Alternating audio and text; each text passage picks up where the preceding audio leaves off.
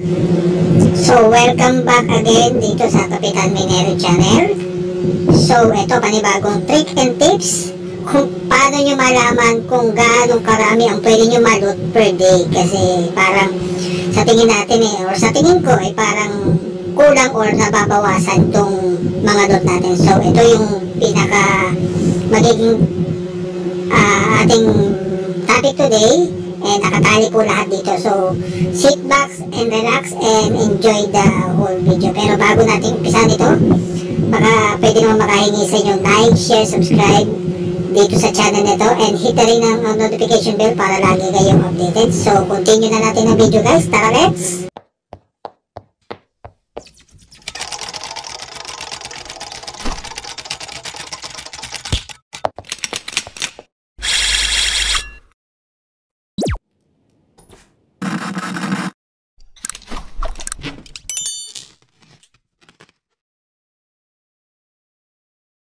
So ngayon may i-share ako sa inyo. Di ba po nagpa-farm kayo ng certain item, tapos mapapansin nyo bakit wala kayo nalulot? Kasi yung information dito na pinali ko lahat, yung more yun pala, ang drop lang niya per day ito I believe ay 2,230 item lang. Ang odds niyan ay sa bawat 1,920 na monster na napapatay natin sa Land of Prosperity LOP, may isa doon na more yun. Yun ay tradable. Tapos yung bound naman, ang ipinapatak lang per day, ito yung nag-update day by day or from time to time na 1,288. So kung ikaw ay gusto mong sure agad, maganda pag gising mo pa lang sa umaga, pagka-reset, mag-farm ka na, o kung maka 1,920 ka.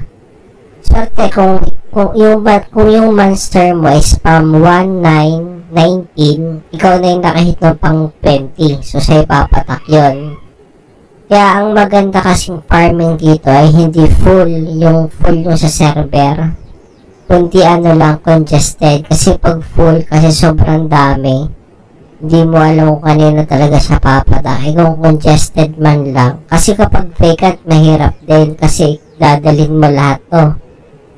Kapag ito ay congested, may mga katulong ka sa yung token of lesser prosperity, 149 lang siya per day. At grabe, 28k yung yung kailangan monster para mag-drop siya. So ngayon dadaanan natin ito lahat. So Sangton na ganun din. Ito namang Moonstone sa Erleta Temple, madami din per day, 1,378. Tapos tignan nyo yung accessory enhancement, kaya mahal sa part na to. 5 lang siya, 9, 3, 4. Tapos kailangan ang mapatay na monster is 2 million. Tapos nga pala, mapapansin nyo dito yung kill. So kapag halimbawa sa isang map per day, ang total kills na doon is 4 million. Wala nang idadrop talaga. Kasi nga mapapansin natin ito. Sa times natin dito. 4M. Nakabase sa 4M na kills. So, yung Papyrus sa part ng Erleta, yung bound 121.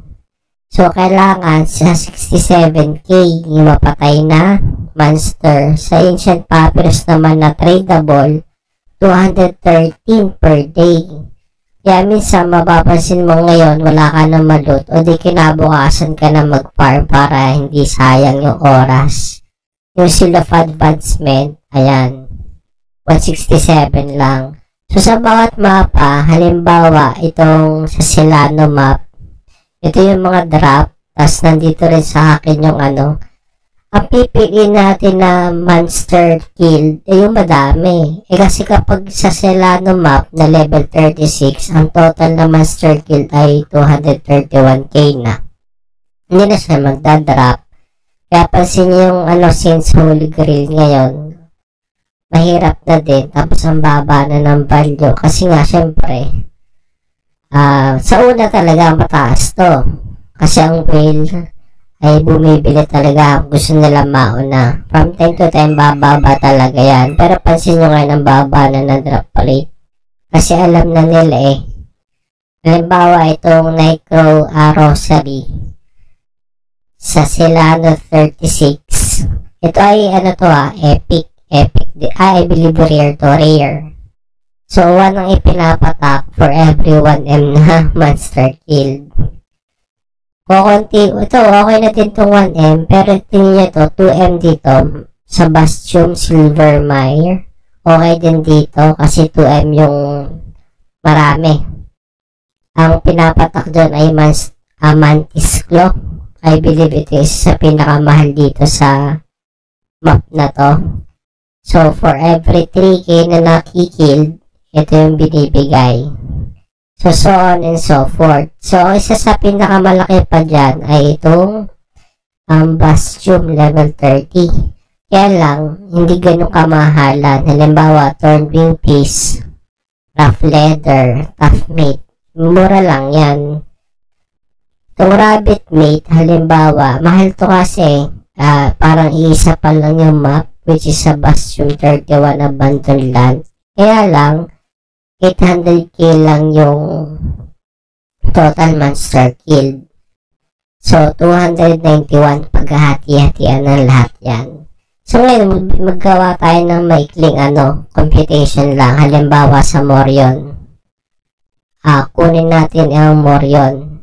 At check muna natin yung gold para dito muna ako magbe-base. Ito ay estimation natin kung ano yung maganda natin gawin.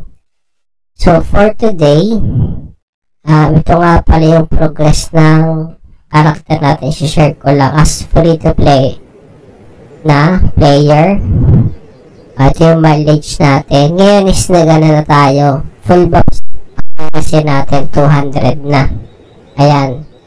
So, kapag kinuha natin yung ibang info, bago ko ituloy, 225, 229 na yung total accuracy natin pagdating sa PvE accuracy. Tapos, ang focus ko ngayon ay damage at saka sa defense. So, sa defense natin, 185 PvE. So, 197. More or less, na to? Sa melee range, sa magic evasion, pamabalo na siya ng 200. Tapos sa damage naman, ipo-focus din ako dito para ma-skill din kahit papaano. Free to play kasi. Kaya wala tayong ibang pagkukunan.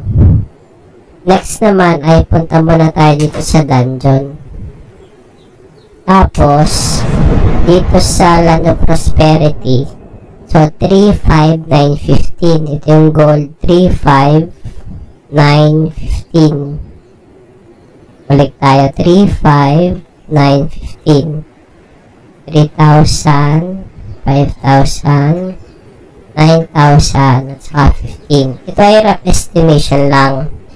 Tapos, hanapin natin yung bound at tradable. Bound. Ang bound ay ito. 1288 saka 2230. 1288 at saka 2230. So, ayan. So, sa level 30 pala, ito yung estimation lang natin. So, ilagay ko na rin yung kills. Pero hindi, ipahapyaw lang. Sa level 30 pala na area 1, ang ipapatak lang doon na bound is 121 at ang tradable 209. So, syempre, sa pataas na mapa, halimbawa ay sa area 3 level 50 ka, mas malaki yung chance na mas madami i-drop. Kasi, yun yung perks ng nagle-level ka at lumalakas ka. Kasi aanin mo naman yung nagle-level ka, lumalakas ka kung wala ka naman wala namang magandang drop dun si area na yun, o di na natili ka na lang sana sa mababang area. So, kaya mas marami. Dun sa kill naman, lagyan natin yung kill. Sabi dito, 4M.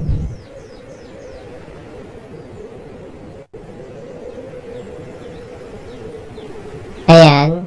So, for every... Teka lang. Yan po na lang ito.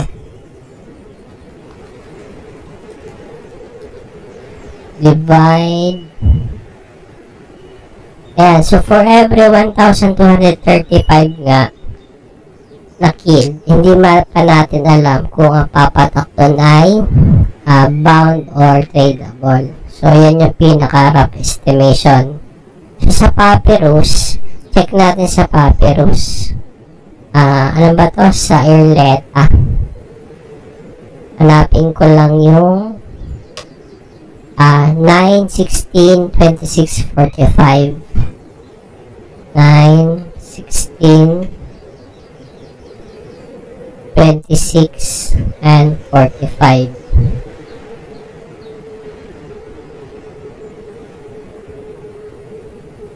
Tapos, yung bound and tradable Papyrus. Ang bound 1 to 1 to 13.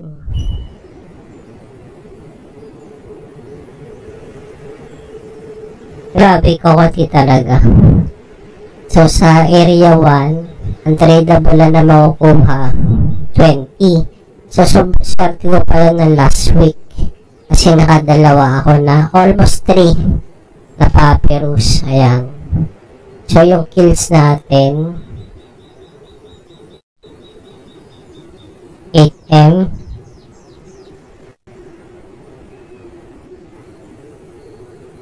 Ayan. For every ito.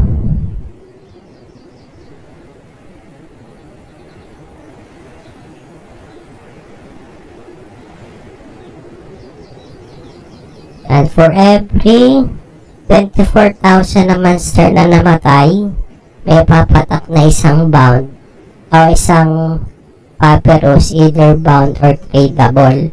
So, mapapansin nyo, pag sa maghapon, wala na kayong nakukuha at maalat na. Huwag na. Kasi baka yung kills per days na consume na. So, next day na lang kayo farm. So, ito. Ayan.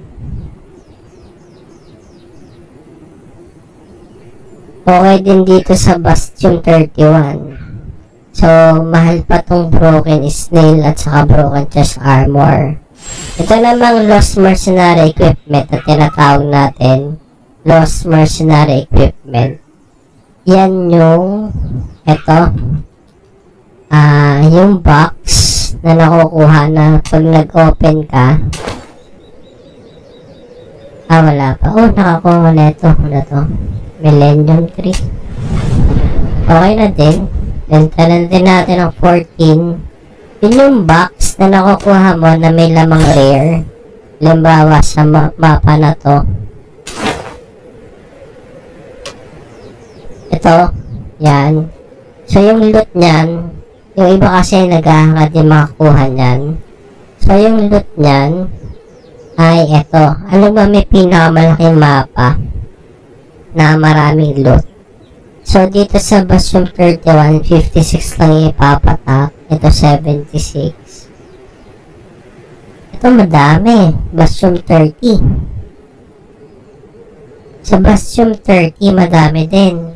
O, 1, 9, 2, 4 na ganung box. Tapos, for every 8K. So, ito na pala ang pinakamagandang pag-farm ng equipment box. Sulit na yun. So, ilang muna objectives natin for today. Yan yung mapa. Saka yung, kasi yung higher map, wala pa ako nakikita. Wala pa rin available at di ko pa rin siya nagagawan ng table. So, ang pinakamaganda talaga ditong focus ay itong sa Elopit or Leta Temple. Yung sa Kildebat at saka sa Masarta, wala pang info. So guys, kung nagustuhan niyo yung maiksing trick and tips kung bakit parang itsurang wala tayong nalulot na mga item, so like, share, subscribe, and hit the notification bell para laging updated. Muli, this is Kapitan Minero saying paalam!